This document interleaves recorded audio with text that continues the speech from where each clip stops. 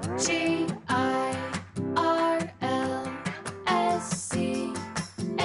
it's Girls Camp. Hello, everyone, and welcome to Girls Camp. I'm your host, Haley Rawl. I hope you're having a happy Wednesday. I always imagine you're listening on a Wednesday morning in your car on your commute because that's when I usually listen to my podcasts. But happy day, whether it's a Wednesday or any other day of the week or any other time or any other setting. I love to think about all the different ways people listen to this podcast and imagine, maybe you're doing the dishes, maybe you're just going on a walk. I just think podcasts are so special because it really feels like an intimate chat with thousands of people at once, which is really special. Anyway, quite a tangent there, but I am very excited, as always, as per usual, about today's conversation. It is with a good friend of mine, Zac Hayward. Zac married my longtime best friend, Jacqueline Covey, and I interviewed Jacqueline. I talk about this a bit in our conversation, but I interviewed Jacqueline back long ago at the beginning of the podcast about mixed faith marriage dynamics. And that is kind of the focus of Zac and I's conversation today. So we talk about what it was like to be on the believing side of a mixed faith marriage dynamic, and then what it was like when he left, because he since left the church.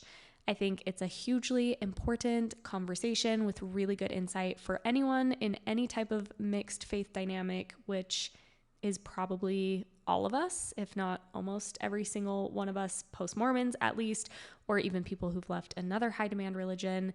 Just engaging in the community of the world is usually mixed faith. We're oftentimes, all the time, having to deal with people who believe differently than us. So I find this episode very applicable.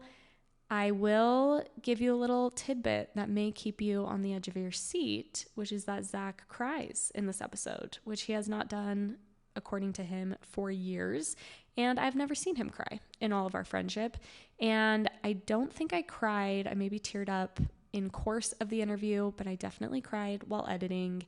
He speaks just really vulnerably to how difficult this all can be. Faith transitions and what it can do to marriages and families, and I really appreciate him for that. And of course, we also have some fun and laughs along the way. Don't you worry. By way of campfire chat, I always have so many things I want to say throughout the week, and I need to write them down because when it's Tuesday night before podcast Wednesday and I'm recording my intro, I inevitably forget literally everything. So can't think of any significant updates besides just to say merch is still in the works. It's coming sooner rather than later. I've been showing little sneaky peekies on Instagram, so stay tuned. Gonna do a fun giveaway. Oh, one thing I did want to talk about, I finished a documentary last night called The Deepest Breath, and it's on Netflix. It's about free diving, and I found the whole documentary really spiritual for me in ways that I'm actually having difficulty even articulating. So I'm not going to get so into it, but I do recommend it. I think it's phenomenally done. It's really beautiful, and it just speaks to humanity and the human spirit and so much about just the human experience in this microcosm of the freediving world. So I highly recommend The Deepest Breath on Netflix. Okay, one last recommendation. This is a podcast series that Jacqueline actually recommended to me, and it's called The Retrievals. It's by New York Times, and it's about a case, not really a case, but an incident that happened at an IVF clinic, an infertility IVF clinic at Yale pretty recently during COVID. And it is super fascinating. It talks about women's pain, how women's pain is interpreted in a medical sense, in an emotional sense. It struck a ton of chords for me because I went through IVF myself, but I think it's just fascinating regardless. So I also would recommend The Retrievals. And now I'm going to let you listen in on this conversation with Zac. I hope you enjoy it. I hope you have a laugh, have a cry. Here we go. Welcome, Zac, to Girls Camp. I'm here. We're jumping right in. You didn't even give me didn't even give you any time. I had a cue. I told you what my cue was. What's the cue? You're trying to be funny. It's about damn time because I've referenced you a lot on the podcast as well. Honored every time. You and I have known each other, it's been a long time.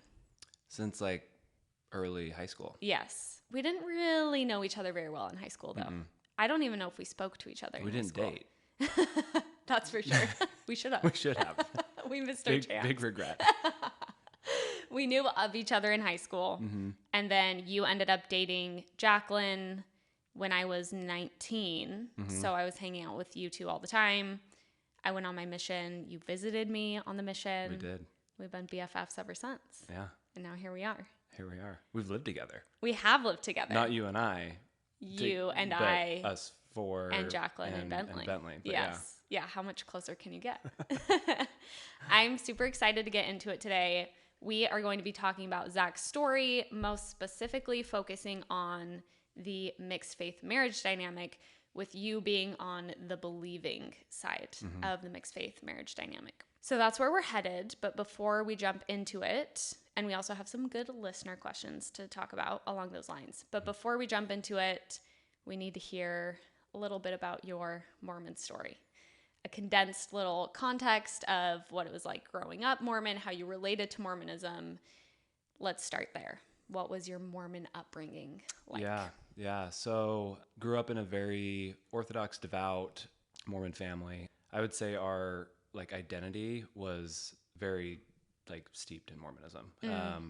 Being the oldest of 5 kids, it was also, kind of my responsibility to be a good example. But yeah, I mean, I had, I still recall really powerful spiritual experiences I had praying, will I serve a mission, and getting strong promptings, and that just being a theme. I mean, we were doing baptisms for the dead before football games.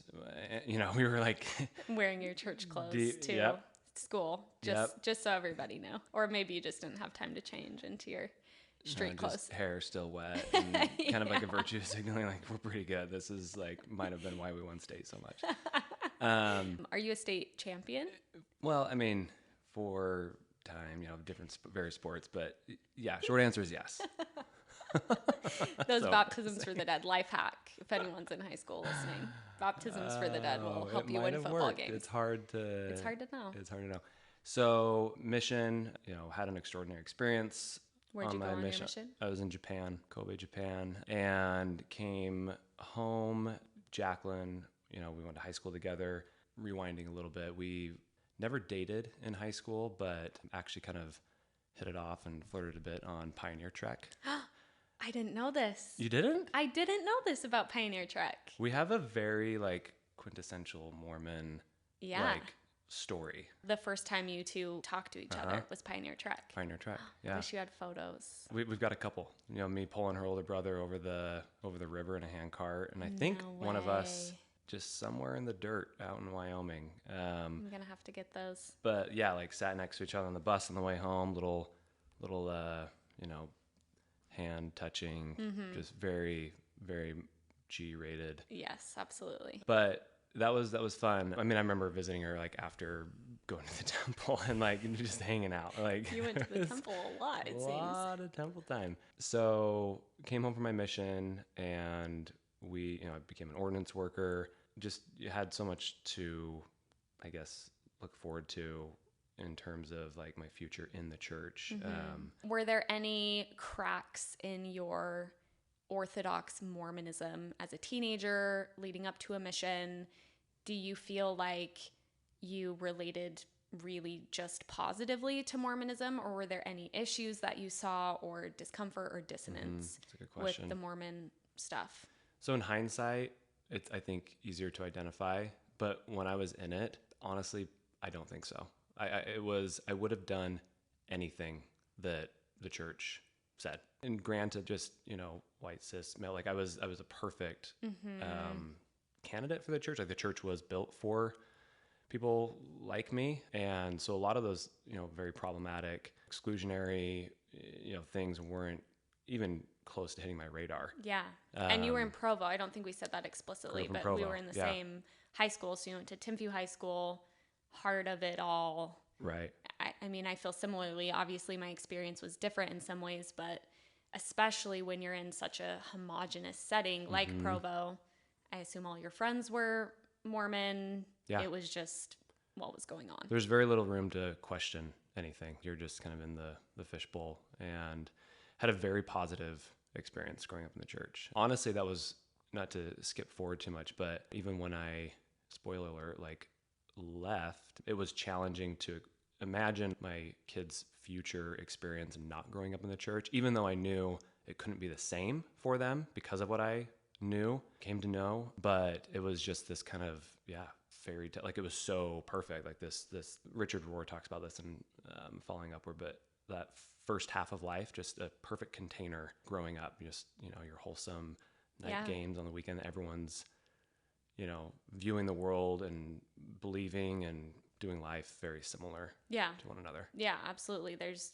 really not a need to question. And especially like you're saying, I think a lot of mine and Jacqueline's rub and our friends and our friend group, the women especially, the rub is oftentimes, even that early on, has to do with gender, Right. whether it's around modesty stuff or even just, mistreatment, where The lack of women representation. exactly. Where as a white cis male, you weren't probably rubbing up against that.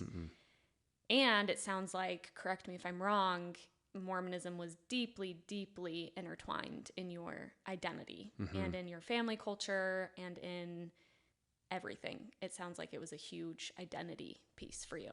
Yeah, it was almost as though we were like Mormons and then Haywards. But yeah, and just my mission experience, not in a million lifetimes would I have ever thought of the possibility of hypothetically maybe ever leaving the church. Yeah. It just wasn't even an option.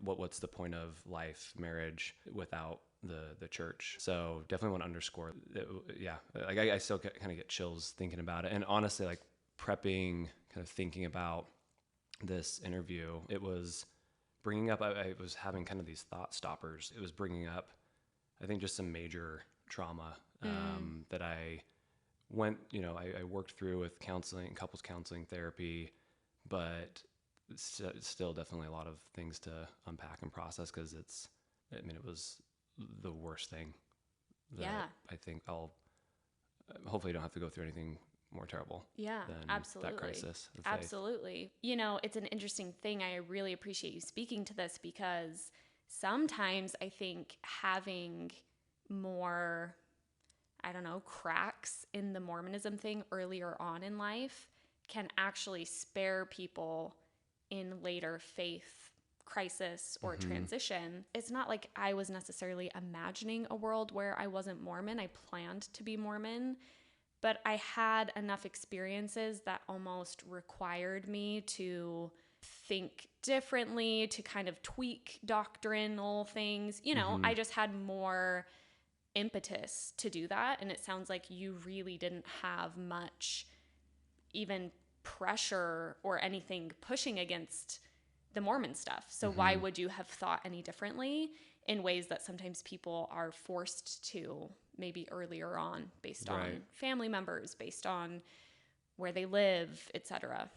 Just growing up, like you said, the homogenous environment of Provo, there's very few cities that have less diversity than Provo in the world. Anyone believing different, behaving different, dressing different, eating different, drinking, it just, I never really saw much of that. Yeah, same. It's really kind of crazy the further you get from it. And now you're living here in San Diego. We're recording from sunny San Diego. But when you're not even exposed to just living in a place where people aren't predominantly Mormon, that's different, which is crazy. Right. Because that's also a unique experience in and of itself. Mormonism aside, just to live in a community that's that saturated with people who all believe the same thing, and the lack of diversity in all ways across ethnicities, and it's just, again, very homogenous. Right. what I remember, our family, we would hold family home evenings literally every Monday. Obviously church every weekend. If we were traveling, we were, finding a meeting house on Sunday. If it was over the weekend, family scripture study every night, family prayer every night. And it wasn't like a forced march by any means. My parents, I think, did that very well, but it was just a part of our family culture. And I started picking up on like some of my best friends who were in the ward, and they weren't going like that hard. And I think some of that contributed to just an added layer of that superiority complex that Mormons have, just believing that we're doing, literally what God wants us to, like we're the chosen people living the only one true, only, life and way to get back to God. It was a really like privileged place to be. What was the mission like? So you mentioned you had a great experience. Again, no cracks in the thinking in the Mormonism through the mission either. Incredible mission experience. It's so obviously so subjective. Everyone's mission was amazing. Their mission president walks on water, miracles left and right. But I really had a crazy good experience. You're like, no, I really did. Mine was better than most people. Some things that are still a little tricky to deconstruct. Looking back, like, whoa, how did we? And I'm, after going through this, like, very skeptical now. So anyway, to answer your question though, so being in Japan, predominantly not Christian, we came across this one guy. He was actually Canadian, and I was with a native companion. So I was kind of leading discussions with this, English speaking investigator. He just wanted to kind of poke holes in like our, lessons, belief, One like, of those, yeah. He came to our lessons with just pages of what I interpreted at the time was just anti-Mormon literature. Why the Book of Mormon, the historicity of the Book of Mormon just doesn't hold up. Gold plates, book of, Joseph Smith. I remember talking to my zone leaders and they were like, yeah, probably not. Just don't waste your time with this guy. I was like, yeah, like he's crazy. But it started to weigh on me. And I remember just sleepless nights just in the mountains of just hot Japan. It was in the summer in this really remote area, no air conditioning, and just like trying to, I guess, calm nerves and just find some answer, because we didn't have iPads or like internet. Yeah, you had no internet cell phones. access, You couldn't call home or like, chat with like someone online. Like, so it was prayer and just dusty old Ensign articles in the cupboards.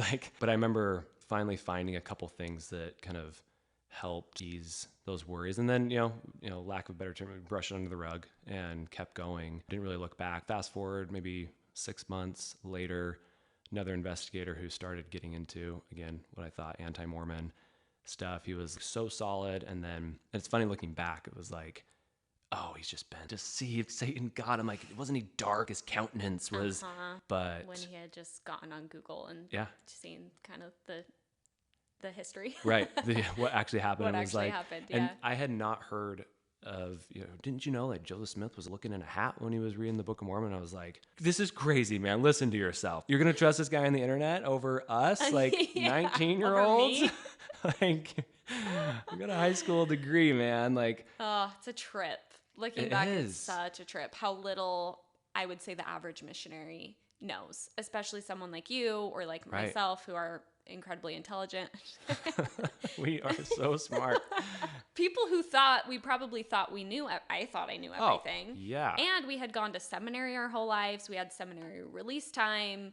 Really just, you would think if there were people to be educated on their religion at that age and in that stage, it would be people who were so steeped in it and really, obviously, knew very little about the actual history. Because the Joseph Smith hat thing, for example, the church talks about that now. I mean, you can find that, but of course it was never actually really taught to us. Yeah. Never heard of that. Yeah, nor I. Until BYU after my mission. Yeah. Yeah. Yeah, okay, so you had some of this exposure maybe on your mission. Right. But you were able to find answers that maybe caused some discomfort, but ultimately still true believing Mormon. It really, it never really cracked any of my kind of foundation of, it was just like, well, we lost one, and probably behaved really poorly to them in that case, like doing everything wrong very little compassion, understanding, listening, and it's, too bad. But I know. yeah. We really didn't honestly know. I don't think we didn't I have knew the any tools. better. We didn't have the tools. Yeah. To do that. It was just preach. And it was outside of our purpose. That was not our purpose as missionaries. Our purpose was to either bring them back or cut them off ultimately. Yeah. Okay, so let's talk about you and Jacqueline. So you got home from your mission. You had been writing Jacqueline on your mission. Yep. The whole time. The whole time. You dated briefly before. Not even dated. No, had crushes on each other. Kissed her on the cheek. That was as far as it went. Oh, I didn't realize that. So it was actually nice because we didn't have that kind of physical relationship, so I wasn't worried with her dating while I was gone, and it was just more casual, good friendship. I remember the first letter she sent me in the MTC. It was like weekly. If you know Jacqueline, like perfectionism, the handwriting, but long, really intimate letters that kind of just struck a different chord. I remember the first letter, I was walking up 8th floor MTC, reading it, and it just hit me. I was like, oh my gosh, this is something special. And we got to the point through just snail mail, we couldn't email until the last 6 months of my mission, where I was definitely seriously going to date. Good chance I'm going to marry. Yeah. Her. You were kind of realizing that was probably on the horizon. And then you did marry We her. did. And it's worked out. But also just if you're in that mindset of a missionary, it's this person, she's caring about what I'm doing the most important work in the world. And she's all for it. You're going to probably fall in love with. Yeah, totally. Fortunately, we had a lot more in common and connection than just letters. But that was something that we shared. Yeah, that's an interesting point because I think there's something really beautiful about getting to know someone through letters and without the physical element. But yeah, when you're on a mission, the judgment just can't be that objective regardless. Right. Because you're starving for affection, you're yeah. starving for attention, you need support. So it probably, I know it does because I had similar experiences. It just colors the relationship already in a really interesting way. So you get married pretty soon after your mission. It was less than a year, right? Yeah, 9 months. So you're married. Let's talk about when things started to turn mixed faith. So to anyone listening, please go listen to Jacqueline's episode, Miss Mixed Faith Marriage Mentor, and I'll post that. It would be really useful to hear Jacqueline's side of things as well. But I would love for you to kind of start in the marriage. We're just, Jacqueline sheds more light on her upbringing. But you both got married in the temple. You were true believers. You were planning to be true believers for the rest of eternity. When did things start to shift? And what was that like from your perspective as Jacqueline's faith started to shift? Yeah, and just to add to that, Patriarchal Blessing talks about leading missionaries, insinuating mission president, callings in the future. To be a mission president. I might you might go back to be a mission president. PSA to church headquarters. If you call Zac as a mission president, he might just go. That is the trick. So there you have it. But kind of serious though. I wanted to be a mission president's wife so bad. A mission president's wife. It's so insane. It's so a mission insane. president's wife just reduced. Yeah.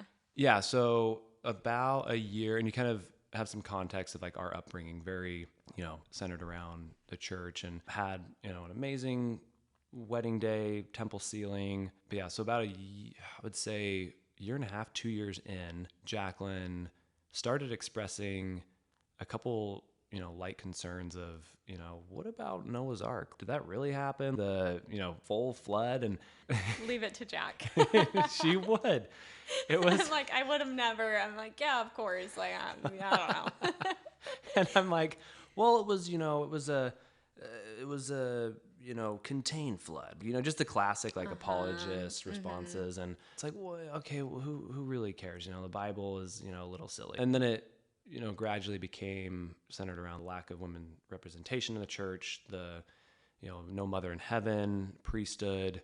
And I can't quite remember, we've been married over 9 years now, what point it became, a serious worry of mine. I do remember one conversation in particular. I was out in San Antonio working. She was back home, and we had this argument over the phone late into the night. And I think that was kind of a wake up moment of, oh wow, do I need to be a missionary to my wife? Is she actually gonna, get through this? These are reoccurring, they're not going away, these worries that she had. That's when things, started, it was kind of just a monthly, I would say it would surface about once a month. And I would take the approach of trying to be teaching and guilting myself, like, oh, I need to do a better job of being the, priesthood holder of the household and conducting, scripture study and praying more. And so there was a mix of guilt, but also eventually, some feelings of like betrayal, where it's like, hold on a second. I thought, that this is taking me totally off guard. You're supposed to be like, Yeah, I didn't solid. sign up for this. No way. Well, this is so interesting because I was hearing in your language almost the exact same response we were talking about with your missionary people who came to you with this anti-Mormon literature, and how you said, oh, I wish I could have, listened. Right. But it's so interesting to see that literal training that you had been taught your whole life to not listen, and rather to say, okay, this is a problem I need to solve. I need to push harder. I need to, pray more. We need to be reading the scriptures more. How that's such a conditioned response to somebody expressing problems, concerns with Mormon doctrine. Right. That's literally what you were taught as a missionary, and it was just reflecting later on in your marriage, which is, it makes sense because that's what you were taught to do. Yeah. Well, and you're just conditioned for your whole life to identify that as, oh, we're not reading enough. We're getting lazy. Maybe we've been deceived a little bit. I mean, it's just not really true. Yeah, it's not, but it makes a lot of sense why that is the response, is to think, well, we just need to be doing more. We must be doing something wrong. I must be doing something wrong. She must be doing something wrong if she's actually starting to really maybe question things. Yeah. She starts seriously questioning. You're feeling stressed, worried. What happens next? So she stopped wearing her garments, which is such a big deal for so many reasons, but also others can kind of virtue signal, and People could see. it identifies, it kind of puts you in the public arena of like, oh, this is not just a personal issue between spouses, but it's parents, friends start noticing. That was extremely difficult for her because it was so personal. Others didn't really know how long this had been going on for, how challenging it was. And I remember having a really difficult conversation with my mom and other family members who were thinking that they were coming from a place of love and concern. And again, just we're all kind of victims, kind of a strong word, but victims of that conditioning where it's like, hey, red alert, not wearing the garments, your, temple covenants are being jeopardized, like your eternal salvation's, at stake. So we need to step in and help. That was tough because it kind of pitted me against, Jacqueline and my mom in this, weird in-between phase. And obviously those who have like never been Mormon or experience was different, it's like, obviously you just side with your wife. Like that's such an easy decision, but it was, more complex than that. Yeah, I'm assuming most people listening, there might be people who are on the believing side of a mixed faith dynamic, but I'm assuming most people listening are likely on the post-Mormon side and maybe have a believing partner. But I think that's an interesting thing to lend sympathy and empathy to, is not only were you feeling your own emotions about your partner making steps towards distancing from the church, but you're also having to mitigate the other believers in your lives and their responses toward it. And in a lot of ways, if you are still identifying as true believing and there's people coming to you, whether friends or family, who are saying, oh, this is such a terrible thing, you might think it's a terrible thing that the garments have come off. Right. So you want to side with your partner, obviously, and as you said, that's, probably you should, but it is way more complicated than that, because you maybe start to identify more with people who believe the same as you. Which I did. Yeah. And it would just be, that sounds really hard. And also just the fact of needing to answer for, and I think that might be particularly pronounced as a man who's still true believing, kind of answer for the faithfulness of your family. Right. And feel responsible or accountable to the decisions that Jacqueline's making to other people outside of you two. Because at that point, I was still very much believing, and so she was wrong, right? And I was correct in this thinking. And it's also, this is why it's so difficult for believing Mormons to understand and relate to more nuanced or, kind of like fringe or, departing Mormons, because they're living in a totally different headspace. They value different things. There's something called the Fowler stages of faith. There's 5 stages, and not to go into too much detail, but like focusing on stage 3 and 4. And I came to learn this, and it was an extremely helpful tool through counseling, where a stage 3 person, it's not hierarchical at all. It's just different frameworks, but they live in this binary, this very dualistic way of thinking. They value authority. They conform to authority more, and it's right and wrong, true, untrue. Stage 4 is usually kicked off with, an unexpected faith crisis, and it's much more nuanced. Their framework is non-dualistic. It's valuing more of your own like authority, not say like an authoritative figure like a prophet. Those two just clash, those two parties. One thinks that they're helping, but really they're having the opposite effect. They're pushing those people further. Yeah. So I have total empathy for that, and I'm glad that I've acquired those tools to look back and say, I get it. I was there. I was the leading the charge for dualistic binary thinking. Yeah. So Jacqueline chose to take off her garments. Family starts wondering, friends start wondering. How does that then escalate? And what was it like for you? I mean, maybe that's what you mark as Jacqueline leaving. Was there a moment when it was like, oh, yeah, she decided to leave? How did it lead up to that point? So we continued to go to church together. However, her takeaways from church were very different than mine. It was very, what I thought, negative and critical. The purpose of going was probably just to give more of a voice to others that might have been in the same boat and help change things from within. But it got real scary. I mean, basically the future that I thought we would have started to be in question, because I began to realize, like, okay, she's probably not going to come back, and can I be married to someone who isn't in the church? Because the other thing is you're incredibly isolated in this time. Like, you don't think anyone else is going through what you're experiencing. Can't really talk to anyone else, because they'll probably tell you, hey, well, if the church is true, so like you can't leave. Like, like she's. And you didn't really have any friends in mixed faith dynamics. You didn't even have friends who had left. None. Yeah. No family members, and all those that were, they were, also tricked and didn't want to connect with them. Yeah. So terrifying, dark night of the soul. There was a point where we thought, can we make this work? Is separation going to be a better alternative? I remember I was out on a work trip in New York and actually saw the Book of Mormon musical. Oh, wow. And I was still in, but I guess, looking back, open enough to see the musical. To do that. Yeah. But I hadn't started reading anything, but she had read the CES letter and was like, hey, there's something I want you to read this. And I think the reason I accepted the invite was I had confidence that I'd be able to, I guess, prove to her, like, hey, this is, garbage. This is anti-Mormon. This is like some just Yahoo off of the internet. So I read it, and then just everything totally unraveled, and whole world just kind of came crashing down, which. Starting with the CES letter. Yeah.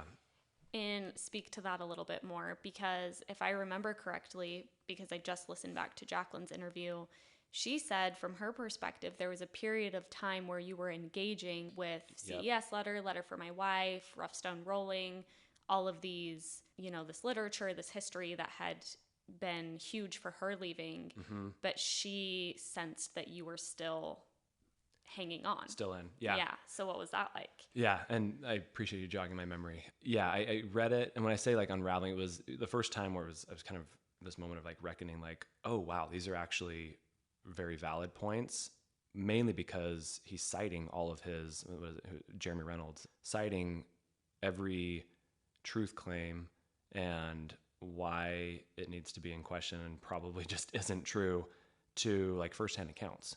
It was Joseph Smith papers, journal entries, discourses. That's not anti-Mormon talks. Literature. It's not anti-Mormon. And perhaps the commentary on it is, but when you're actually looking at the sources, how do you refute that's what the source says? Yeah. So it was definitely very, very shocked, taken aback, like, oh, wow, this is, yeah, I need to, like, give me a second to research this more and find some answers. So, yeah, we ordered a ton of books, church history. I took the route of church history because I believed everything in a very much like literal sense, capital T, truth, Book of Mormon, history, like it all actually happened.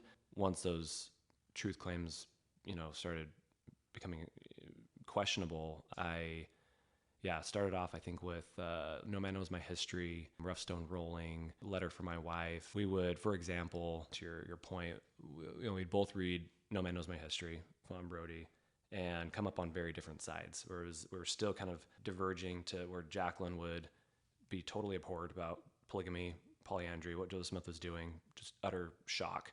And I was like kind of endeared and wow, had a bit more of an affinity towards Joseph Smith, which sounds really wrong, but in the sense of, wow, this man was incredibly complex, and having the context where you grow up just seeing like Joseph Smith, like Restoration movie that was like in the temple, very whitewashed, just clean, faith promoting version of how his story happened. Yeah. And then you read something like No Man Knows My History or Rough Stone Rolling and realize like, whoa, this is messy. But I was still in that believing camp where I could make sense of it, that kind of apologetic side of polygamy. He was just like, you just do these, outlandish like mental gymnastics to make it work. And that was, I'm sure, very frustrating for her. I mean, her like patience and just patience throughout the whole thing was, I'm like getting hit with a wave of emotion right now, which let it come. You've never seen me cry. No, I have. I don't remember the last I time wish I we cried. recorded this. Yeah. Yeah, what's coming up for you? Just because, again, I think I suppressed a lot of this because it was so hard. Yeah. And but she was just so understanding and gave me the time to process. And if she hadn't, I mean, I think we would have ended up in very different places, and not. It's like serious stuff. Yeah. I mean, people, families are torn apart because of things like this. People take their lives over really heavy issues like this, and just really grateful for how long suffering she was throughout my journey, because she was kind of the forebearer, like pioneer of leaving. I mean, her experience was so lonely, and so I'm having my own experience, and she had to not only hold her faith crisis and journey, but also just kind of the judgment from me and from friends and family. She's incredibly strong. But yeah, that was tough to go through. But she was also, once I did kind of come to realize, I mean, it kicked off this journey. If you're familiar with, I think it's, what's his name? James something Campbell, the hero's journey. I remember just going through, I mean, it was hundreds and hundreds of hours over the next like year and a half or so of research and reading and listening to podcasts, Mormon Matters, Mormon Stories, going to faith retreats, couples counseling. Again, like I'm trying to find just hold on to like anything to like stay afloat and also prove that it still was true. Yeah.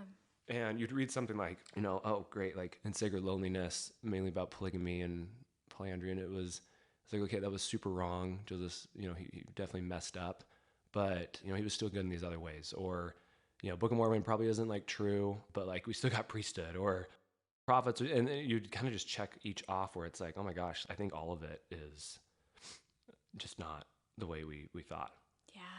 You just, that kind of island just shrinks more and more, and you're just like trying to get by, and eventually it just totally crumples. And so yeah, that was tough. And fortunately, like finding the community through podcasts. I mean, Exmo, like TikTok wasn't really big at that point, so it was mostly podcasts, Mormon Stories, just all the academic. Like I felt too that I had to defend my own standing. Like, oh, Zac Hayward left? Like, how? And just like I was, such a loved my mission experience, felt like I had to kind of back up where I found myself for my own sake, but also if someone did question. So anyway, yeah, No. rambling on, but No, thanks for sharing that. I really appreciate the way you spoke to how challenging it is personally, how challenging it is in a mixed faith dynamic, and I think it's really important to see. I can relate to you in huge ways around how I feel towards Jacqueline and what she did for me,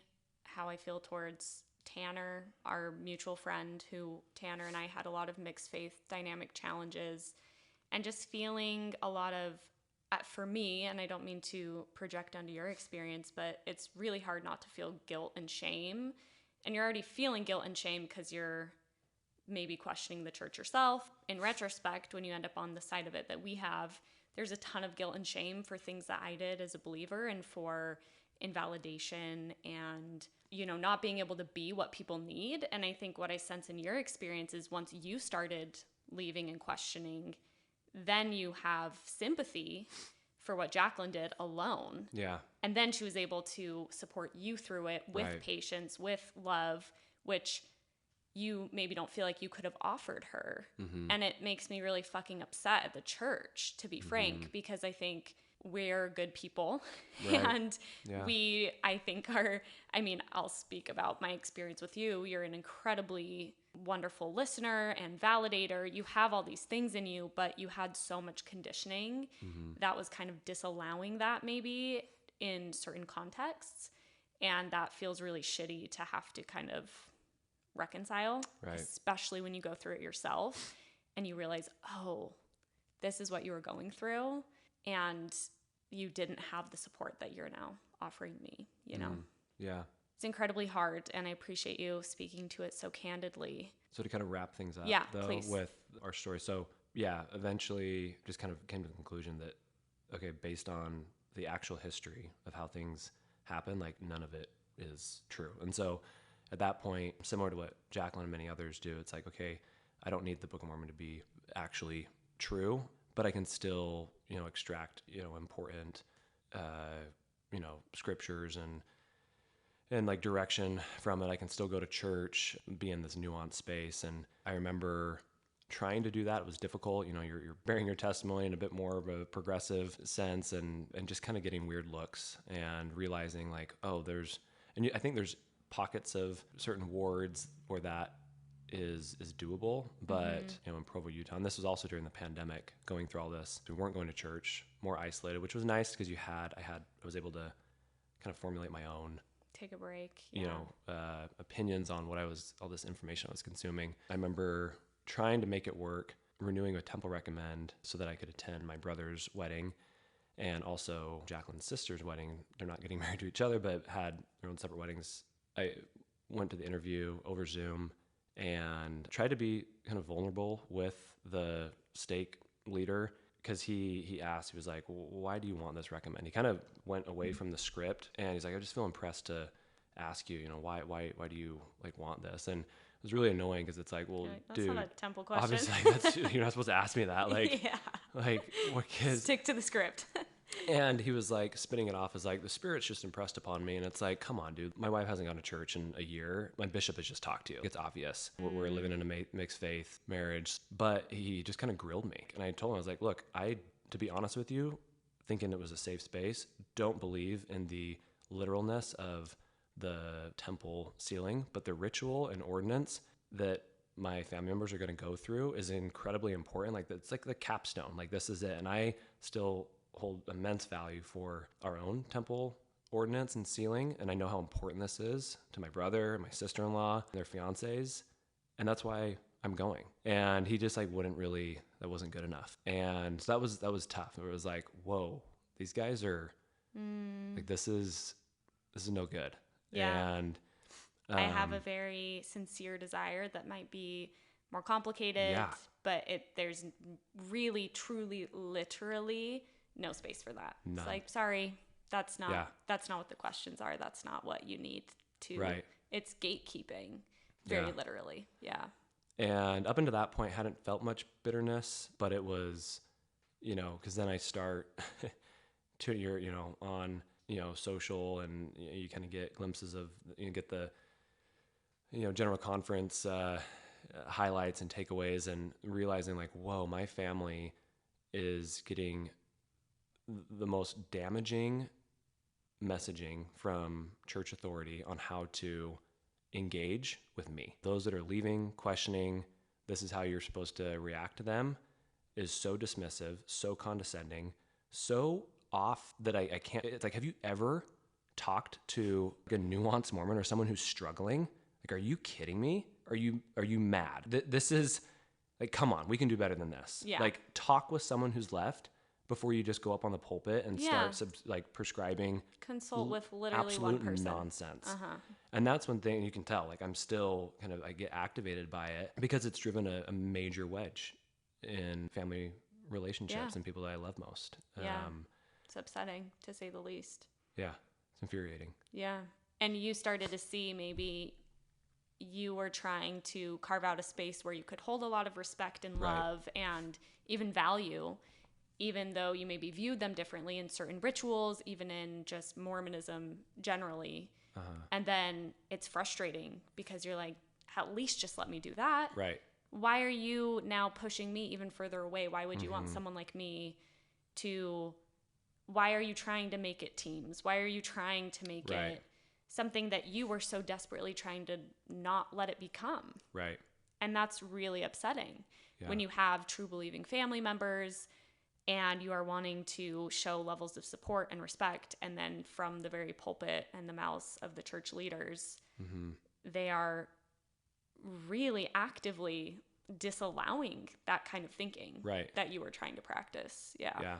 Condemning it. And that probably is, if I'm remembering correctly, what motivated me to start my TikTok channel, which I'm no longer at all active on, but to help bridge the gap between, faith believing Mormons and those that are in question, because there's so many. I mean, there's so many people who are leaving in droves. More and more every day. Yeah. And you realize like, oh, I'm not alone in this. There's people from all different stages of life who are struggling and questioning, and felt the need to kind of create more of a space. So, and on the flip side too, like people that do leave who are completely wrecking those and like ridiculing those that stay.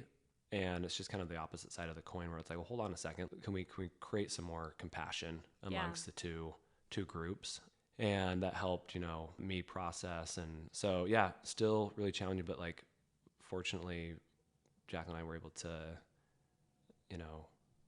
grow much stronger and develop and understand through a lot of coaching and practice. And then, having such a incredible like friend group too, where we could lean on each other and relate, help through. I mean, I have to share this story, but when we were in Hawaii, you know what I'm going to talk about? Yes, I love it. You have to share it. So we're traveling in Hawaii. We're all in a van. I'm reading Zealot. That was the other thing. It's like, okay, once Mormon church frankly wasn't like true, then it was like, oh, at least, we've got Jesus, right? Like, I'm a Christian, like the Savior, at the very least, Redeemer, like, we're solid there, like resurrection, atonement, and then you read some Reza Aslan. read some Reza Aslan, and damn it probably didn't happen. And so, and then you read God, and like you realize, whoa, and everything is just everything slowly crumbles. Yeah. But I remember reading Zealot, which I highly recommend, but you were reading it on the beach, and then we got in the car. And I'm like, guys, I don't think Jesus is resurrected. And Bentley's driving. I think I'm in the passenger seat, and he looks over and is like, that is earth-shattering news. Like, totally took me at face value. Took you at your word. That was the moment his Christianity deconstructed. That's all he needed. And then I remember didn't need to read the book, just like had to hear the words from your lips. Just, that was it. And I'm like, well, I mean, you're like, wait. There might be an argument for both. Do your own research. And then Callan was in the backseat, like, well, come on, like it's some like secular historian's like point of view. That's it, and I'll forever remember. But and so just going through that as friends and being able to talk about it is very unique. Absolutely. Too. The other story I wanted to tell quickly is, I talked about this on my Mormon Stories interview, but you came, Jacqueline had left, and we were all progressive Mormons together, me, you, and Bentley. Mm-hmm. And you came to San Francisco on a work trip. So just us three met up and went to dinner, and we went to dinner and we came back to our apartment, and you were like, hey, I read the CES letter, and you're like, I don't think the church is true. I was like, fuck. I guess the church is probably not true. Oh man, like, well, so we read the CES Pack your letter and we're bags, like, Bentley. oh, I guess the church isn't true. just have all your garments in a pile, just ready. Like, All right, Zach said the word. But it's funny to think about the value of having people pretty close to your same phase, because I think you, Bentley, and I were all very, very similar track, where we were kind of discovering and ready for certain things at literally the exact same time. And you were doing so much research that Bentley and I would just be like, all right, tell us what Zealot says. Okay, it says that about Christ.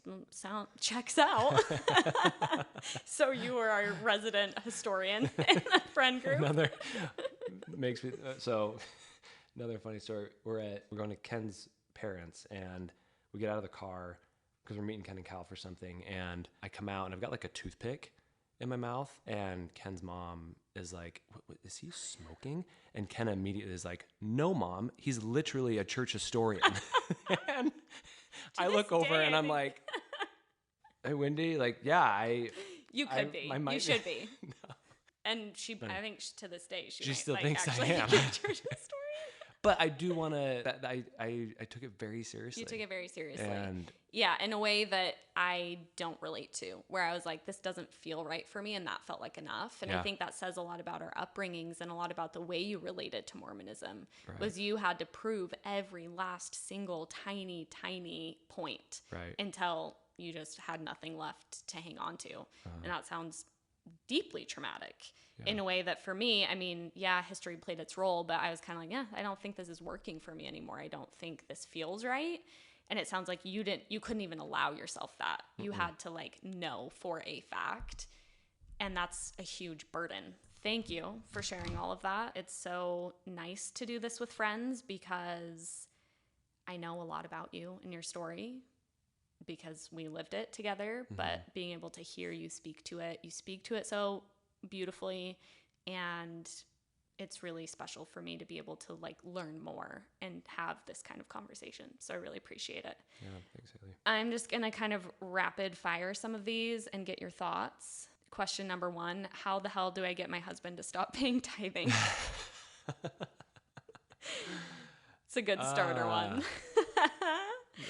I mean, I think this speaks to what a lot of questions are asking about, which is what happens when you're in a mixed faith dynamic and, you know, maybe you even support each other in separate beliefs, but there's a rub around paying tithing or baptizing your kids. Did you and Jackie ever have to navigate that? And if so, what did it look like? Yeah. Again, I definitely don't want to make light of any of what we're talking about, because it is so serious and like earth-shattering news. It's earth-shattering news. But Bentley said it best.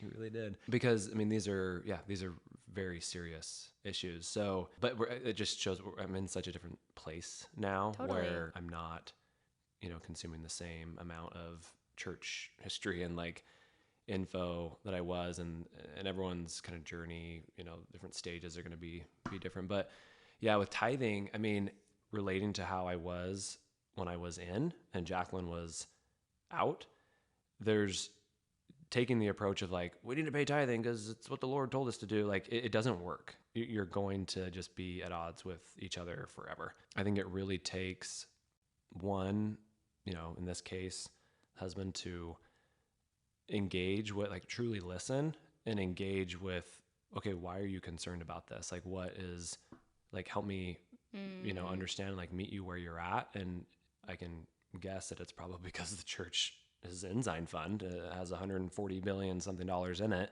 And there's serious concern. It's like, why would I give my money to just kind of pad the church's investment portfolio or build, 100 more temples that not many people are in? Using. So there's serious concern. But yeah, I think it's just like actually engaging with the concern and maybe reading up on it.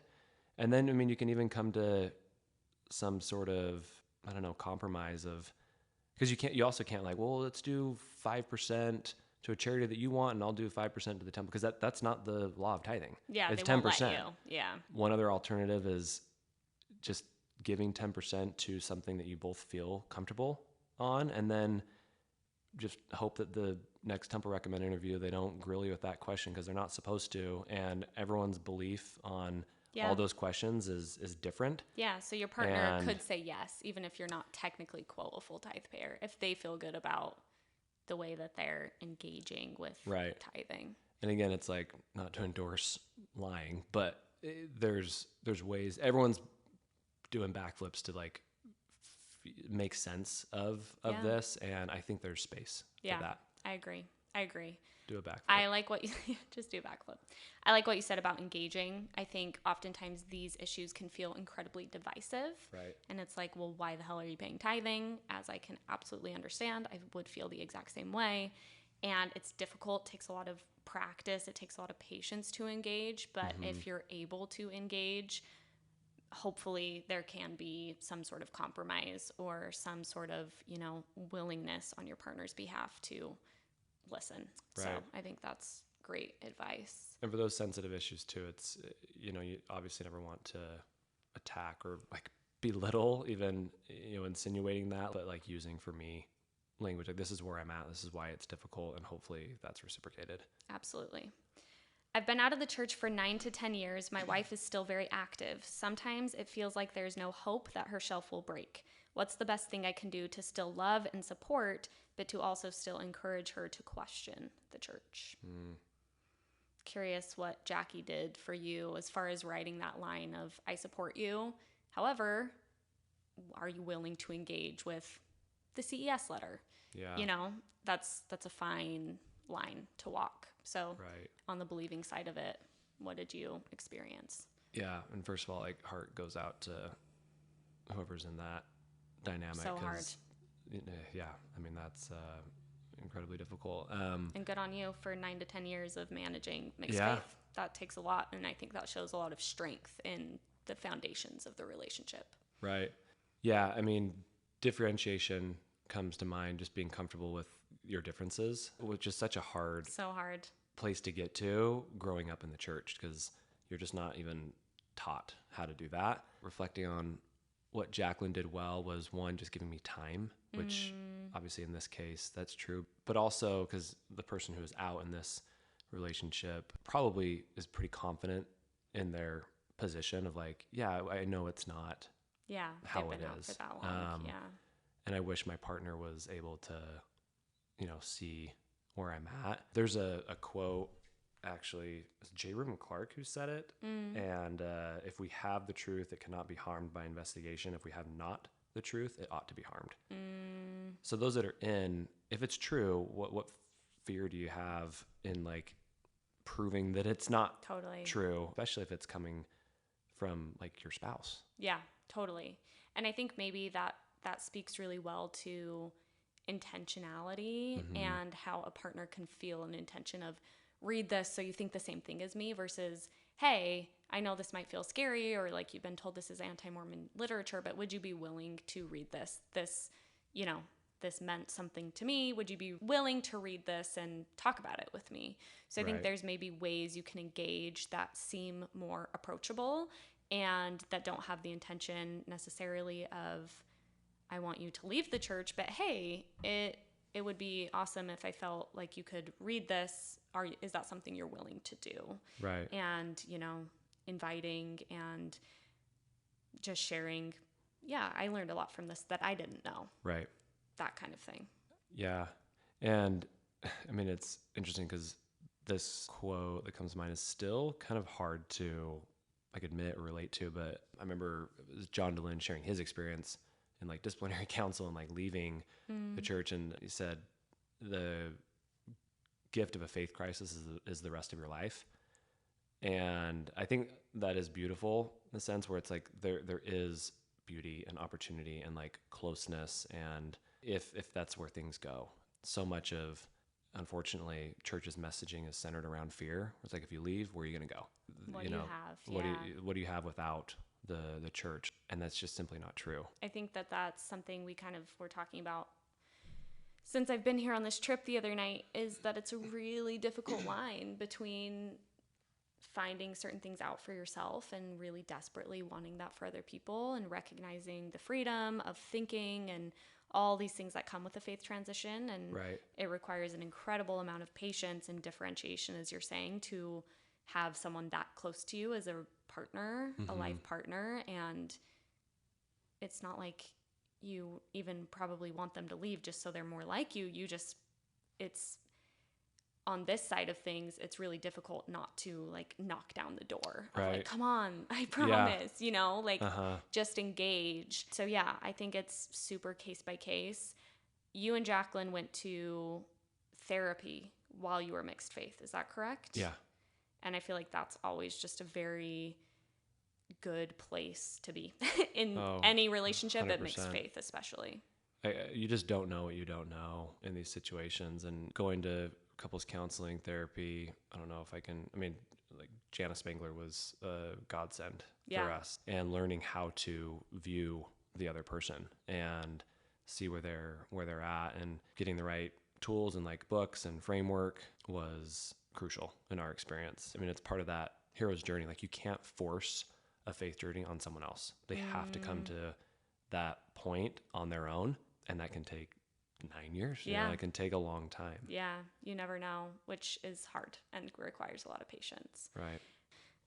This final question says, this is the one I was talking about the other night. Oh yeah. Says, have you ever met Tom Cruise? Oh man, let me tell you. Who wrote that in? Catelyn? Do you think it's Catelyn? I can tell you the whole story. You have met Tom Cruise. I have met Tom Cruise. Not only did we meet, but we had it was like a full blown conversation. You had a moment with this guy. Hugged.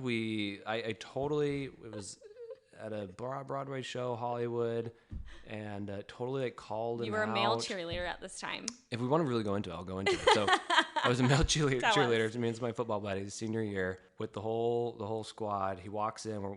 We're at Beauty and the Beast. Everyone's kind of like, whoa, was that Tom Cruise? And then I yell out, it's Tom Cruise! And he has to stand up and like wave, and then intermission, go up to him and just like. It's probably like this guy. It was But incredible. he talked to you. You had a full conversation. Oh yeah. Yeah. This does actually apply because Tom Cruise is a Scientologist. There you go, full circle. So did you talk any faith, swap any faith stories with Mr. Tom Cruise? No. Major regret. You're like, hey, I'm in a cult too. Like, by the way, Tom. Well, I have, yeah. I'm just wondering who wrote that question. Oh man, my vote is on Callan or Jed. Does Jed know the Tom Cruise thing? Yeah, I guess I've just told everybody. Like, it's seems like a Jed question. No.